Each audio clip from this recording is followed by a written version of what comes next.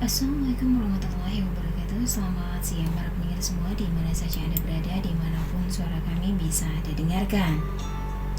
Berjumpa kembali bersama saya Mbak Emi di sini dalam acara talk show dengan tema yaitu Cantin dan LC Mil ya untuk Indonesia bebas stunting. Bersama Dinas Kesehatan Kabupaten Kayong Utara. Dan saat ini di studio RKU yang beralamat di Jalan Manunggal nomor 19 Sukadana telah hadir dua orang narasumber kita dari penyuluh KB ahli pertama dan dari penyuluh KB ahli pertama ya. Ada Mbak Eni Andriani SKM dan Mbak Nurul Filzah Junaidi SKM. Langsung saja kita menyapa beliau yang saat ini telah hadir di studio RKU tentunya dalam acara talk show kita untuk edisi hari ini. Gimana kabarnya, sehat? Alhamdulillah sehat. Ini dengan Mbak siapa nih? Ini dengan Mbak Eni atau Mbak Nurul nih? Mbak Nurul. Mbak Nurul ya. Betul. Oke, Mbak Nurul, silakan untuk menyapa para pendengar dulu ya untuk mengawal jumpa kita. Sekalian nih perkenalan dulu nih dengan pendengar kita dalam acara talk show untuk edisi hari ini. Selamat siang para pendengar RKU 101.5 FM. Perkenalkan, nama saya Nurul Filzah Junaidi, penyuluh KB ahli pertama Kabupaten Kayong Utara. Saya juga bersama kawan saya di sini yaitu Mbak Eni. Assalamualaikum warahmatullahi wabarakatuh para pendengar RKU yang budiman. Perkenalkan, saya Eni Andriani, penyuluh KB ahli pertama Kabupaten Kayong Utara. Dimulai ke materinya, saya perkenalkan dulu nih Cantin dan LC Mil ya kayaknya ya. Rasanya belum sering didengar gitu ya. Kalau Cantin ini mungkin sudah tahu singkatan dari calon pengantin ya. Kalau LC Mil ini adalah aplikasi yang dibuat oleh BKKBN sendiri untuk melihat kesiapan menikahnya Cantin sendiri. Jadi kenapa Cantin gitu? Karena sekarang dalam Perpres nomor 72 tahun 2021 tentang percepatan penurunan stunting itu dimulai dari calon pengantin, ibu hamil, dan ibu pasca salin. Mungkin juga para pendengar RKU belum udah ada yang tahu tentang stunting itu adalah gangguan pertumbuhan dan perkembangan anak akibat kekurangan gizi kronis dan infeksi berulang yang ditandai dengan tinggi badannya berada di bawah standar yang ditetapkan, seperti itu Kak Emi. Pada dasarnya pemeriksaan kesehatan ini sudah dilaksanakan dan sudah digaungkan dari tahun-tahun dahulu kala ya Kak Emi. Mungkin Kak Emi juga waktu mau nikah pernah suntik tetanus gitu ya. Betul. Jadi udah digaungkan dari tahun-tahun sebelumnya, tapi sempat mati redup, sempat hidup, sempat ada yang memeriksakan kesehatan, ada yang tidak. Nah seperti itu. Jadi kami mengajak para Cantin atau memberikan informasi ini lagi kembali untuk menerapkan pemeriksaan ini harus dilakukan gitu. Nah pemeriksaannya di mana? Ya seperti Kak Emi tadi bilang, di fasilitas kesehatan terdekat, bisa di puskesmas, di posyandu, bisa juga, tetapi yang lengkapnya itu adalah di puskesmas karena nanti juga akan ada pemeriksaan laboratorium seperti kadar hemoglobin ya Kak Emi. Kalau di posyandu kan alat labnya kan nggak ada ya, jadi kita harus merujuk ke puskesmas terdekat atau di fasilitas terdekat. Oke. 3 bulan sebelum melaksanakan pernikahan tadi ya sudah memeriksakan diri ya tentang kesehatannya, tentunya bisa langsung ke puskesmas ya, karena di sana tentunya peralatannya juga lebih lengkap, atau ke fasilitas kesehatan yang terdekat yang pastinya. Jadi kita berharap tentunya buat adik-adik remaja kita yang akan memasuki jenjang selanjutnya yaitu jenjang pernikahan untuk mempersiapkan diri dari mulai sejak dini ya. Jadi jangan hanya memikirkan saat senangnya saja, tapi ya pastinya juga untuk jangka panjang pada saat kita sudah mulai mempunyai seorang anak, ini juga harus kita perhatikan dari segala sektor ya, terutama sektor ekonomi yang pastinya ya. Karena pemenuhan gizi ini sangat penting supaya anak kita ini tidak mengalami hal-hal yang tidak kita inginkan, yaitu salah satunya stunting tadi. Betul sekali Kak Emi. Jadi kita jangan hanya memikirkan prawedding saja ya Iya, kayaknya. prawedding yang mewah Iya, ya. betul sekali. Coba kita memeriksakan kesehatan dulu. Sekarang juga alhamdulillah saya tanya ke fasilitas kesehatan itu gratis ya ketika ketika Jatim itu mempunyai BPJS gitu ya. Jadi semua pemeriksaannya gratis. Jadi apa salahnya sih kita untuk memeriksakan kesehatan dulu, dan itu pun tidak lama, hanya menunggu beberapa jam saja waktunya di puskesmas gitu. Jangan sampai nanti kita si buah hati kita tadi mengalami hal-hal yang tidak kita inginkan lah. Jadi dari awal, dari sejak ini kita sudah mempersiapkan segala sesuatunya. Kita akan bahas tentang apa-apa saja sih yang menjadi penyebab stunting ini sendiri. Nah, pada stunting ini juga kan anaknya termasuk gagal tumbuh, terus ada gangguan kognitifnya, terus gangguan metabolismenya. Dimana gagal tumbuh ini ya tadi berat badan lahir rendah, kecil, pendek, kurus gitu kan. Istilahnya kan udah kecil, udah pendek, udah kurus gitu. Terus yang kedua, gangguan kognitifnya, perkembangan otak dan keberhasilan pendidikan cenderung terlambat. Misalnya terlambat ngomong, terlambat masuk sekolah kadang karena belum bisa baca tulis, seperti itu Kak Eni dan para pendengar semuanya. Nah, risiko penyakit yang tidak menular seperti diabetes, obesitas juga sangat berpengaruh ketika anak terkena stunting. Nah, kenapa sih di calon pengantin gitu 3 bulan sebelum calon pengantin?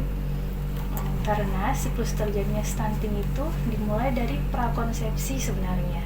Dan stunting itu tidak bisa diobati, tetapi hanya bisa dicegah gitu kayak ini. Nah, tadi kan untuk gangguan kognitif nih, perkembangan otak dan keberhasilan pendidikan ini cenderung terhambat. Nah, salah satunya mereka lambat untuk bicara. Kadang-kadang kan ada sebagian orang yang persepsikan ya bahwa lambat bicara ini jangan-jangan anaknya ini tidak bisa bicara sama sekali, atau boleh dikatakan mungkin mengalami gangguan ya.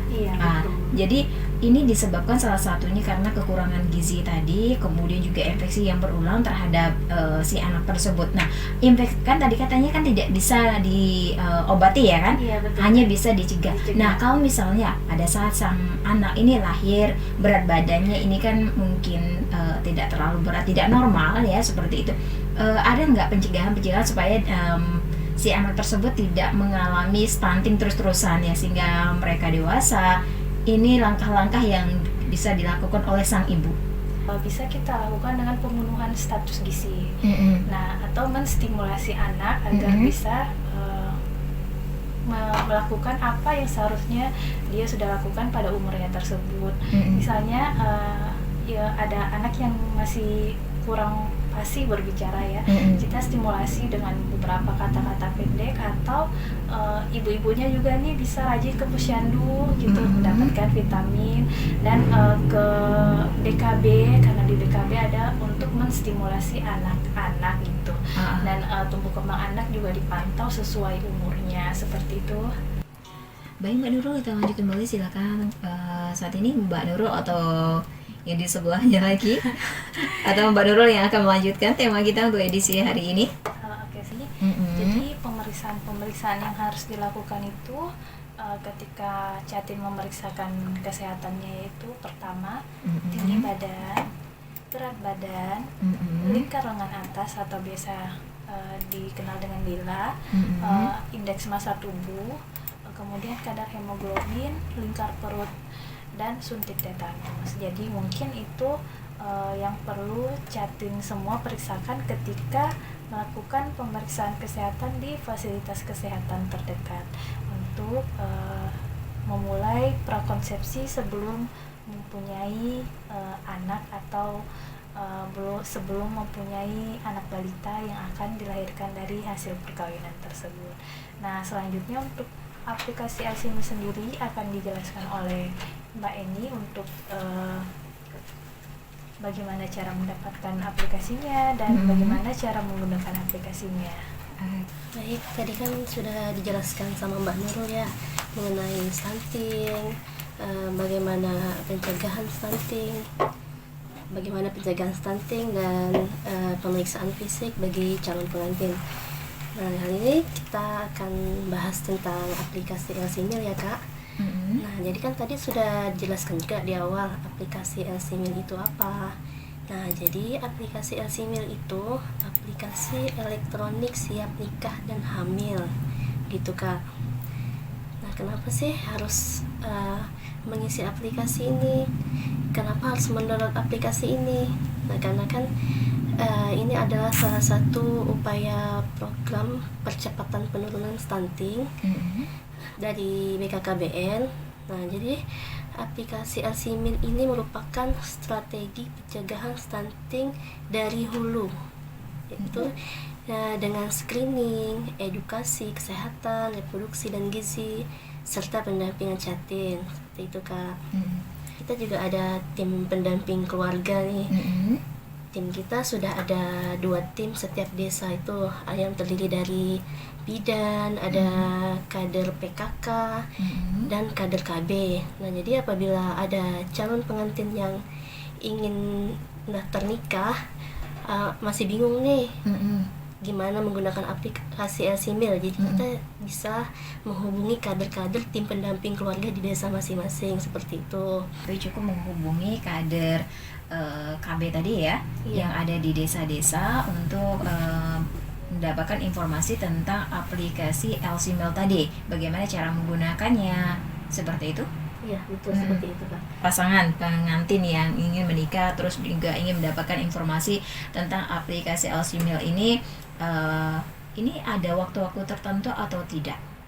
Ketika ada calon pengantin yang ingin mendaftar nikah, biasanya orang kantor desa daftar di kantor desa dulu gitu kan Kak. Nah, biasanya dari desa itu sudah mengarahkan untuk mendownload aplikasi LCMIL. Memang belum semua desa sih, sudah beberapa desa di Kayong Utara sudah mengarahkan ketika ingin menikah maka harus mendaftar aplikasi LCMIL sebagai syarat untuk menikah, seperti itu. Jadi pasangan pengantin ini kan tidak semuanya yang mempunyai HP Android. Jadi bagi mereka yang tidak mempunyai HP Android, bagaimana mereka mau mendownload aplikasi LCMIL ini?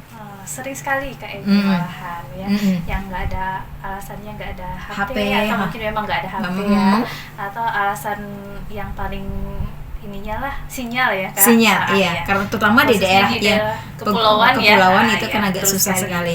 Jadi itulah tadi makanya kami sarankan untuk melakukan pemeriksaannya itu di fasilitas terdekat, karena kebetulan tim pendamping keluarga kita juga itu sendiri terdiri dari bidan desa, ketua pengurus PKK dan kader KB sendiri.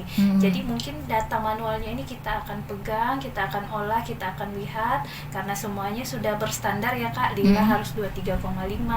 Jadi ketika dilakukan pemeriksaan itu di bawah standar, nah kita akan mengintenskan pendampingannya ke Jatin yang berisiko ini, seperti itu. Baik, untuk penggunaan aplikasi LCMIL itu sendiri, yang pertama kan tadi sudah dijelaskan dengan mendownload di Play Store untuk Android, bisa juga di App Store untuk iOS. Nah, setelah di-download, aplikasinya dibuka, kemudian melakukan pendaftaran atau registrasi dengan membuat akun, seperti itu. Untuk membuat akun itu sendiri juga harus dilengkapi dengan nomor induk, nomor telepon, alamat email, seperti itu Kak. Nah, setelah itu kan sudah diisi lengkap aplikasinya, kemudian calon pengantin yang tadi sudah melakukan pemeriksaan kesehatan mengisi kuesioner. Situ ada fitur aplikasinya berupa kuesioner. Nah, kuesioner itu tadi untuk mengisi pertanyaan yang dijawab pengantin terdiri dari usia saat ini, indeks massa tubuh, kadar hemoglobin dalam darah, kemudian ukuran lila, kemudian perilaku merokok. Nah, untuk perilaku merokok ini untuk laki-laki dan hanya ada 2 pertanyaan ya, yaitu usia dan perilaku merokok, seperti itu. Calon pengantin untuk melakukan persiapan yaitu pengecekan kesehatan Mm-mm. di fasilitas kesehatan terdekat dan Mm-mm. mendownload aplikasi LC-Meal untuk kesiapan menikah dan hamilnya. Mm-mm. Karena di aplikasi LC-Meal ini tidak hanya persiapan nikah saja Kak, tapi hanya juga ada persiapan untuk kehamilannya. Mm-mm. Jadi dari setelah dia menikah, siapa tahu dikasih rezeki dari Allah langsung hamil. Iya. Dan di sini di aplikasi ini juga tersedia edukasi untuk kesiapan kehamilan seperti itu.